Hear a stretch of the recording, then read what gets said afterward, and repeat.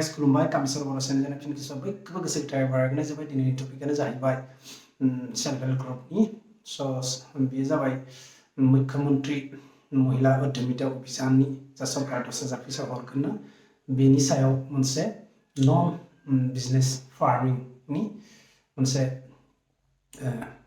business plan fill up खालामनानै हरनांगौ बेनि सायाव सासे बिनानावा कमेन्ट हरदोंमोन जाहाथे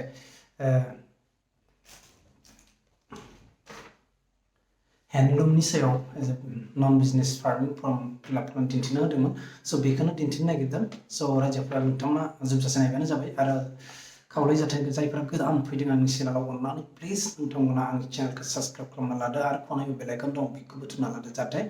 गोदान आपडेटखौ नोंथांमोना थाबैनो मोनो सो आसा थाबाय निश्चय जोबजासे नायगोन आरो लास्टआव मोनसे गोनां टपिक मोनसे सायाव बुंगोन बिचारा जोबजासे नायबानो जाबाय बेयो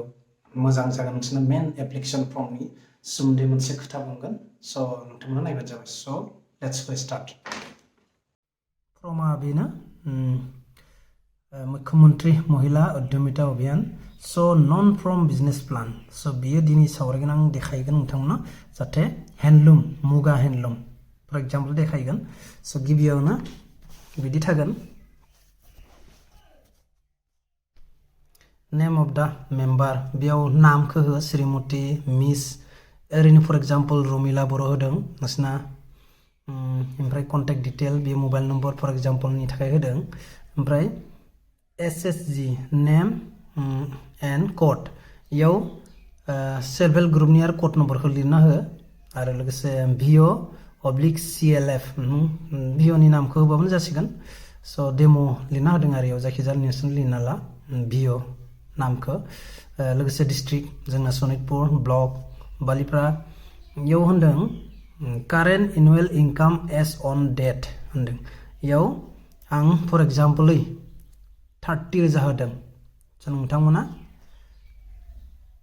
इयाव डेटबो लिरना हो जाहाथे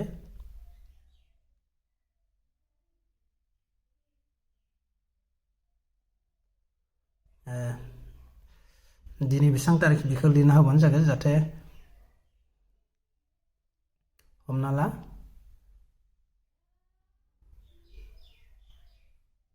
26 तारिख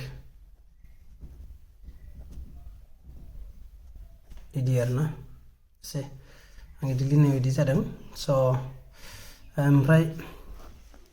बेखौ लिरना हो जाहाथे एन्टारप्राइज स्टेटास एक्जिस्टिं जुदि नों पुराना हेन्डलुमखौ मावबाय थादों बे एक्जिस्टिं हो लोगोसे बैथिं वेभिं अफ मुगा हेन्डलुम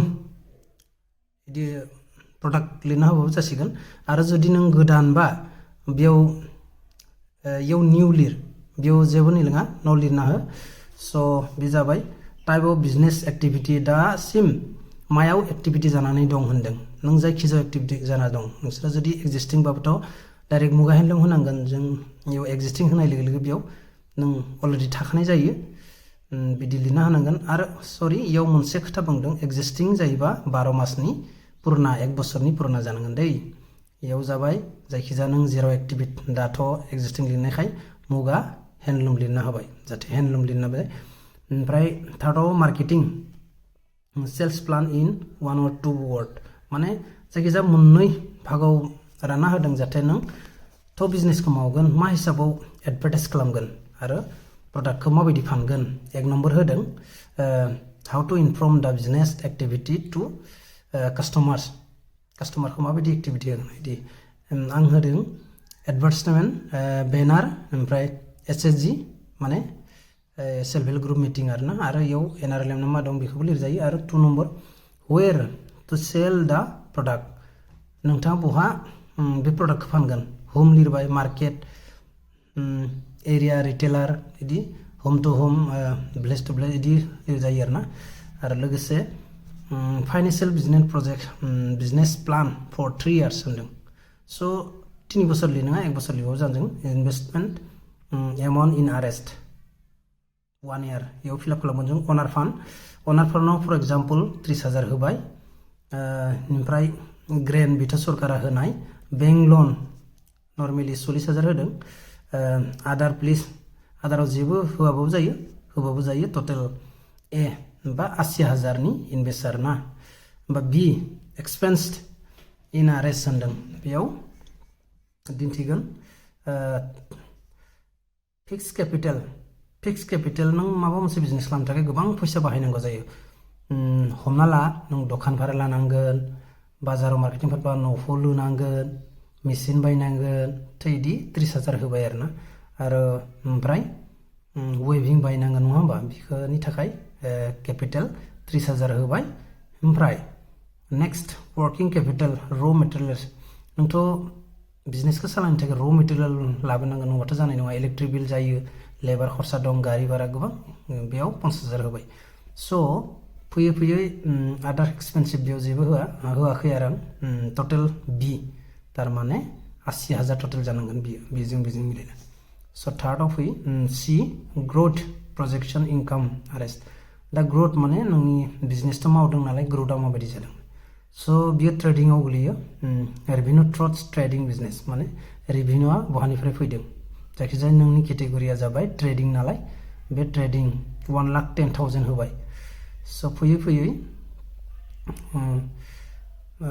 1,10,000 याव ट्रेडिंनिफ्राय ओमफ्राय आदारनिफ्रायबो इनकाम 6,000 फैदों जायखिजाया 1,16,000 होबाय स' 1,16,000 आव जों इयाव डि आव बुजायदों नेट प्रफिट इनकाम एक्सपेन्स इन आर एस डि टटेल डि जों सि आरो बि जों माइनास खालामनो होदों स' 80 जों 1,16,000 जों माइनास खालामबा 36 थायो बेखौ 36,000 लिरना होबाय स' इयाव जाबाय total annual income of the member in R S current income plus net profit होनदों स' नोंथांनि बोसोरै इनकाम बेखौ लिरदों फार्स्टआव 30,000 बैयाव होदों नालाय आं सायाव बेयो 30,000 बेखौ होबाय बे 30,000 प्लास बे दा इनकाम जानाया 36,000 स' टटेल प्लास खालामनानै 66,000 माने नेक्स्ट इयाराव बाहायनो हागोन आरो बिदि आरो देखायनो हादों स' बेयाव साबमिट बाय सिगनेचार होनांगौ बेयाव name of the member for example Ramila Boro' लिरदों कन्टेक्ट नम्बर बस बाखिखिनिया बिसोरनि खामानि अफिसियेलि खामानि स' बेबायदि मोजां फिलआप खालामनो जाबाय नोंथांमोन बांद्राय बिदि गोदाव सोराव जानाङा जाहाथे दुदुमुदु जानाङा मोजां साफायै फिलआप खालामनो जाबाय निश्चय मोनगोन नोंथांखौ लास्टआव बुंगोन होन्दोंमोन बे जाबाय जाय एप्लिकेसन फर्म मेन फर्मनि फार्स्ट पेजआव एकदम लास्टआव बेयाव भिलेज लिरदों नालाय भिलेजनि जायगा बियो बै जायगायाव मा लिरो जायफोरा भटार आइडियाव थिगानो दं भिलेजबो दं आधाराबो सेम दं बेखौनो लिर गामिनिनो जायफोरा गोदान हाबा जानानै फैनानै गामियाव बुथआव हाबबाय दा बेनि भटार आइडिया बै न'आवनो दं अलरेडि बेयाव फैनाय जायाखै बिसोरो मा खालामनांगोन बिसोरो जा गामियाव हाबा जानानै फैबाय बे गामियाव बे गामिनि नामखौ लिरनांगौ बेयाव जेबो दुदुमुदु जानांगौ गैया स' बेखौ फोरमायबाय आरो लोगोसे थार्ड पेजाव ना बेसेबाङाव दं उइटनेसआव मोनब्रै कलम दं फार्स्टआव जुदि इंलिसाव लिरोबा बैयाव जाय उइटनेसा साइन मारिगोन बेनि गामिनि नामखौ लिर फार्स्टआव नेक्स्टआव कलम मोननै दं बे कलमाव लिर डेट माबे तारिखाव बे साइन मारिदों बेखौ डेट लिर ओमफ्राय बै साइडआव हमना ला फेब्रुवारि 2024 बा 26 बिदि लिर ओमफ्राय जाय मानसिया सिगनेचार मारिगोन उइटनेसा बेनि नाम लिरना हो गोजौआव फुल नेम ओमफ्राय लास्टआव सिगनेचार बेखौ जेबो दुदुमुदु जानांगौ गैया आरो बे साइना सोर मारिगोन साइना जागोन नोंसोरनि ग्रुपनि प्रेसिडेन्ट सेक्रेटारिया बै मेम्बारफोरनो सेक्रेटारि प्रेसिडेन्टआ मारिनो हायो बे उइटनेस जानो हायो आरो नोंसोरनि ग्रुपनि सेक्रेटारि प्रेसिडेन्टफोरखौ बै बिएलअ ग्रुपनि सेक्रेटारि प्रेसिडेन्टआ मारिनो हायो स' बिदिनो आरो बिएलअ ग्रुपफोरा बिसोरो सिएलएफ नामा बिसोरनि लानांगौ जायो स' बेखौनो फोरमायबाय स' नोंथांमोना निश्चय बुजिनो मोनबाय जानो हागौ बेयाव दुदुमुदु जानांगौ जेबो गैया जुदि मोजां मोनदोंबा आंनि चेनेलखौ नोंथांमोननि सायाव गतिके लाइक शेयार कमेन्ट खालाम जेसेबां हायो लोगोसे आंनि चेनेलखौ जायफोर गोदान फैदों अननानै प्लिज साबस्क्राइब खालामना ला नोंथांमोननो जेसेबां हायो आं बिदिनो मटिभेसन ब्लग बानायगोन जाहाथे एसे फोरमायनो नागिरगोन जाहाथे